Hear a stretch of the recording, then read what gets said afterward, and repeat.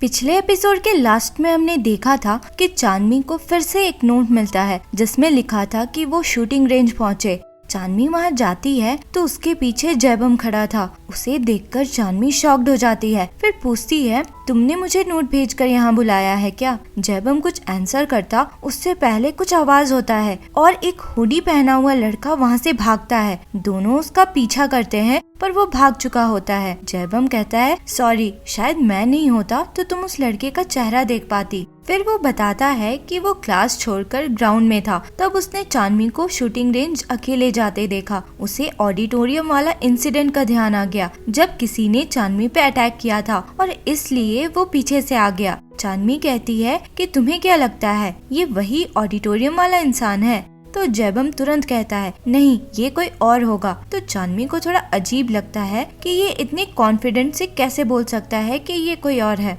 उसके बाद चांदनी counselling room जाती है जहाँ डिटेक्टिव्स उसका वेट कर रहे थे। डिटेक्टिव जिन सॉरी कहती है क्योंकि उन लोगों ने पहले उसकी बात नहीं मानी थी जब उसने बोला था कि उसका भाई सुसाइड नहीं कर सकता। डिटेक्टिव उसे समझाती है कि वो खुद इन्वेस्टिगेशन ना करे, पुलिस इस पे इन्वेस्टिगेशन कर रही है। इधर जयबम ओसंग को बुलाकर उससे पूछता है कि उसने चांदनी को दूसरा नोट भेजा था क्या? तो ओसंग मना कर देता है और कहता है कि उसे जो चाहिए था वो उसे ऑडिटोरियम में मिल गया था।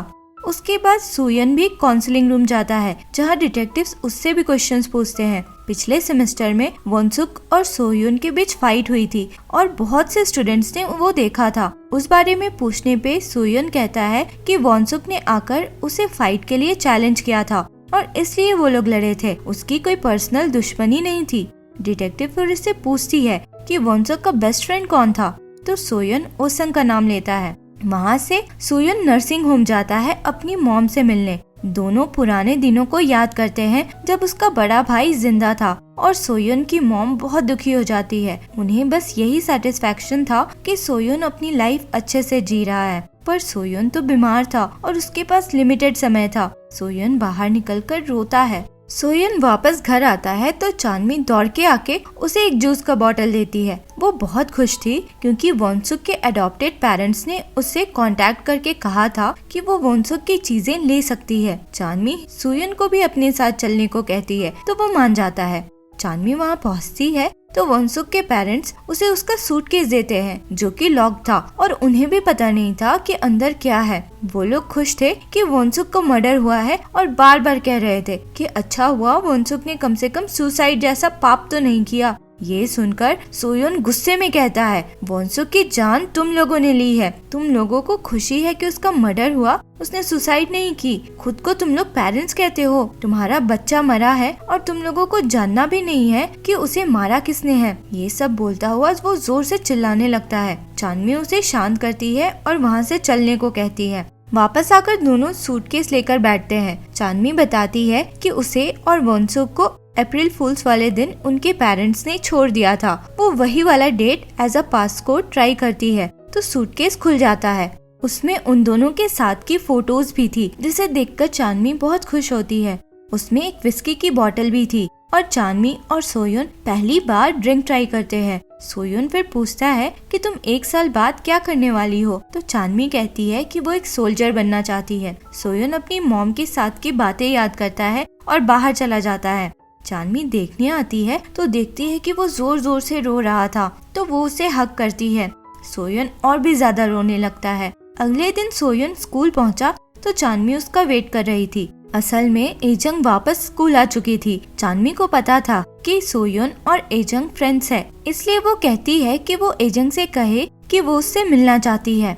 एजंग से मिलने पे चांदनी उससे वॉन्सुक के बारे में पूछती है तो एजंग कहती है कि वॉन्सुक ने झूठ बोला था, वो कभी भी उसका बॉयफ्रेंड नहीं था। ये सुनकर चांदनी उसे उसके और वॉन्सुक के साथ वाली फोटो दिखाकर पूछती है कि फिर इसका क्या मतलब था। एजंग कहती है, एक बार मैंने उससे अपना नकली बॉयफ्रेंड बनने को कहा था क्योंकि मुझे एक टैलेंट एजेंसी ज्वाइन करना था और मुझे वैसा इमेज चाहिए था। ये सब सुनकर चांदनी सोच में पड़ जाती है क्योंकि वॉन्सुक ने एजंग को अपनी गर्लफ्रेंड बताकर बहुत सी कहानियाँ बताई थी। अगले सीन में हम देखते हैं कि एजंग, तैसो और सोयुन एक रेस्टोरेंट में थे। एजंग बहुत सारा खाना खा रही थी तो बाकी दोनों उसका थोड़ा मजाक बना रहे थे। एजंग कहती है कि वो प्रेग्नेंट है तैसो और सोयुन सीरियसली नहीं ले रहे थे तो वो अपना प्रेगनेंसी जर्नल दिखाती है। एजंग प्रेग्नेंट वाली बात से बहुत खुश लग रही थी और कहती है कि उसकी मॉम को भी इस बारे में पता है। बच्चे के डैड के बारे में पूछने पे वो नाम नहीं बताती, पर कहती है कि वो उसके साथ रिलेशनशिप में है। चानमी एक कैफे जाती है जहाँ की फोटो वोनसुक ने उसे भेजी थी, ये बोलकर कि वो और एजंग अक्सर वहाँ जाया करते हैं। चानमी कैफे ओनर को वोनसुक का फोटो दिखाती है तो वो उसे नहीं पहचानती थी। वहाँ एक लड़का भी काम कर रहा था जो फोटो देखकर कहता है कि ये तो वोनसुक है। इस लड़के का नाम सेजिन था। ये बताता है कि अब तो वो दूसरे स्कूल में है, पर कुछ साल पहले वो वोनसुक के क्लास में पढ़ता था। सेजन बताता है कि वो और वोनसुक क्लोज फ्रेंड्स थे। वोनसुक एक अच्छा इंसान था, उसने तो उसकी जान भी बचाई थी। फ्लैशबैक में हम 2 साल पहले का देखते हैं। जंगयोंग और उसके दोस्त सेजिन को क्लास में बहुत बुली करते थे क्योंकि सेजिन के डैड्स गे थे और उसे अडॉप्ट किया हुआ था। एक बार जंगयोंग ने क्लास में सेजिन के ऊपर पूरा मिल्क का कार्टून डाल दिया था और बुली करते हुए उसके कपड़े भी खोलने लगा था। वोनसुक वहीं पे था। ये सब देखकर उसने जंगयोंग को बहुत मारा था और उसके बाद से जंगयोंग ने सेजिन को तंग करना छोड़ दिया था।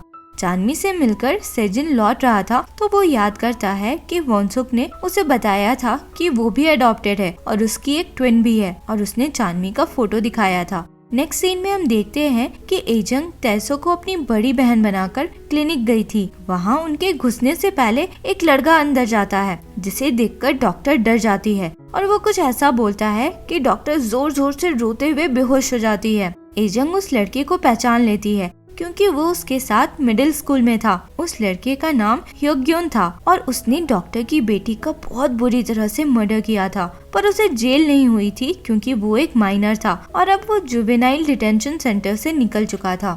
दूसरी तरफ हम देखते हैं कि जेबम सोयुन को रेस ट्रैक्स पे ले गया था जहाँ वो सोयुन को ड्राइविंग सिखाता है। दोनों फ्रेंड्स बन चुके थे। जेबम घर आकर शावर लेने जाता है तो जब वो बाहर निकलता है तो उसके कमरे में किसी ने एक बुक रख दिया था और उस बुक में उसके किसी लड़के के साथ की फोटो थी। दूसरी तरफ तैसो सोयुन को ह्योग्योन के बारे में बताती है। तैसो दिन में उस डॉक्टर से मिलने गई थी और बोला था कि वो उनकी सिचुएशन समझ सकती है। उसकी बहन के साथ भी क्राइम हुआ था, पर माइनर होने की वजह से अटैकर बच गया था। डॉक्टर बताती है कि 2 साल पहले उनकी बेटी घर लौट रही थी तो ह्योग्योन उसका रास्ता रोककर उसे 20 बार चाकू से मारकर उसे मार डाला था, और वो भी सिर्फ इसलिए कि उसने क्लास में सबके सामने उसकी गर्लफ्रेंड बनने से मना कर दिया था। डॉक्टर उस समय वहाँ पहुँच गई थी तो ह्योग्योन ने बड़े बेशर्मी से हंसकर कहा था कि पुलिस को बताना है तो बता दो, मैं तो माइनर हूँ तो बच जाऊंगा। तैसो सोयुन से कहती है कि अगर तुम ये काम कर लोगे तो तुम्हें इतने पैसे मिलेंगे कि तुम्हारी मॉम का 6 महीने का बिल चुक जाएगा। तुम्हें ह्योग्योन को पैरों में गिराकर डॉक्टर के सामने माफी मंगवाना होगा। अगले सीन में हम देखते हैं कि जेबम ओसन के साथ था। तभी सोयुन वहाँ आता है और जेबम और सोयुन एक दूसरे को ग्रीट करते हैं और जेबम उसे बास्केटबॉल चैंपियनशिप के टिकट्स देता है जिससे सोयुन खुश हो जाता है। ओसन ये सब देखकर थोड़ा चिढ़ रहा था। क्लास में जेबम ओसंग को फोटो दिखाकर पूछता है कि ये लड़का कौन है, तो ओसंग चानमी को देखकर फोटो छिपा देता है और फिर बताता है कि ये वोनसुक है। तैसो ह्योग्योन पे नजर रखी हुई थी उसका रूटीन जानने के लिए। तैसो फिर सोयुन से मिलकर बताती है कि उन्हें आज ही ह्योग्योन को सबक सिखाना होगा क्योंकि उसके बाद वो कहीं जाने वाला है। सोयुन जेबम को टेक्स्ट करके बताता है कि वो गेम देखने नहीं जा पाएगा और अपना फोन तैसो को दे देता है ताकि कोई उसका लोकेशन न जान सके। सोयुन फिर ह्योग्योन के शॉप पे जाता है जब वो वहाँ बिल्कुल अकेला था और उसे पंच मारकर बेहोश कर देता है और फिर उसे बांध देता है। सोयुन उसे मारता है और डराता है और उस डॉक्टर से उनकी बेटी को मारने के लिए माफी मांगने को कहता है, जिसके लिए वो मान भी जाता है। सोयुन बस उसे डराकर वहाँ से चला जाता है और अपना गेटअप चेंज करके वहाँ से निकल जाता है। अगले दिन तैसो से मिलकर वो अपना फोन वापस लेता है। दोनों श्योर थे कि अब ह्योग्योन माफी मांगने जरूर जाएगा। दूसरी तरफ हम देखते हैं कि ह्योग्योन का किसी ने रात में मर्डर कर दिया था उसी हालत में जिसमें सोयुन उसे छोड़कर गया था और पुलिस की फॉरेंसिक टीम वहां छानबीन कर रही थी। और ये एपिसोड यही खत्म होता है। अगर आपको एक्सप्लेनेशन पसंद आया हो तो लाइक, शेयर एंड सब्सक्राइब करें। मिलते हैं अगले एपिसोड में। Thank you for watching.